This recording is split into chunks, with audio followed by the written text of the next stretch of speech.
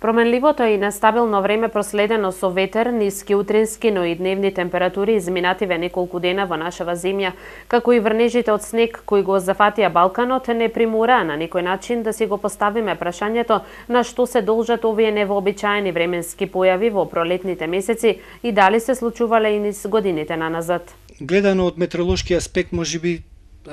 е невообичаено за нас и за овој период од годината, но географски, кога би го објаснувале овој феномен, да речем, за денешни услови, настанува како резултат на продор на студени воздушни маси од север,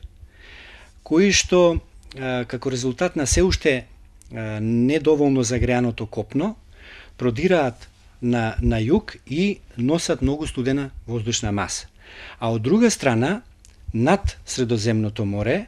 се создава циклонска активност на топол воздух кој што има поголема концентрација на водена пареја, кој што настојува да се шири на север при тој судир на тие студени воздушни маси од север и овие топли воздушни маси од југ се создава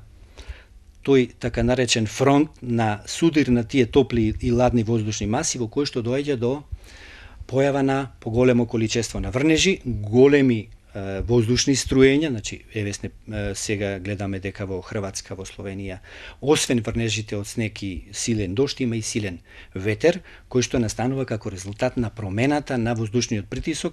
и промената на температурата на воздухот со намера топлите воздушни маси да продрат од југ кон север, а ладните се уште да ја задржат позицијата која што ја имаат. Од географски аспект, според професорот, овој студен воздушен бран од север кој го зафати регионот нема посериозно да се одрази врз нашата земја. Сега се наоѓаме во еден критичен метеопериод, вели тој, на борба меѓу студените воздушни струења од една страна и топлите воздушни маси кои допрва треба да доминираат од друга страна. Моите предвидувања се дека ние нема да го почувствуваме со толкава динамика ова ладно воздушно струење, ќе имаме пат на температурите, ама не да имаме појава на снежни врнежи и да се задржи можеби на високите планини, но во пониските делови не би дошло до вакви големи